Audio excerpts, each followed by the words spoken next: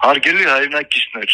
հույսով եմ մասամբ տեղյակ եք։ Բաքվի վերաքննիչ դատարանում շարունակվում է Հայաստանի Հանրապետության 15 քաղաքացիների նկատմամբ վերաքննիչ բողոքի հիման վրա դատական գործընթացը։ Նշեմ, որ այդ դատական գործընթացը ուղղված չէ միայն այս 15 հոգու դեմ, այլ հայ ժողովրդի անցյալի եւ ներկայի դեմ է, քանի որ ըստ մեղադրանքի եւ դատավճիռի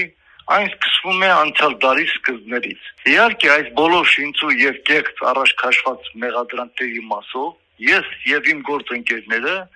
դատարանում շարունակում ենք մեր արդար պայքարը, չթույլատրելով նվաստացնել մեր իրավունքները, ինչպես նաեւ հայ ժողովրդի եւ հայոց պետականության։ Այս պահին խոսքս ուղղում եմ Հայաստանի Հանրապետության քաղաքացի Նիկոլ Վովայի Փաշինյանին, մեզ առաջադրված կեղծ մեղադրանքներից մեկի համաձայն այս երկրի քրեական օրենսգրքի 100.1, 100.2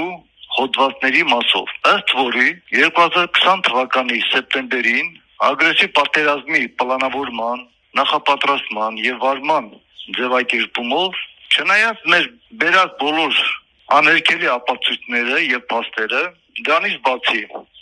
այն տեղի է ունեցել միջազգային հանրության բաց տեսադաշտում, բայց եւ այնպես, քանի որ դուք եղել եք Հայաստանի Հանրապետության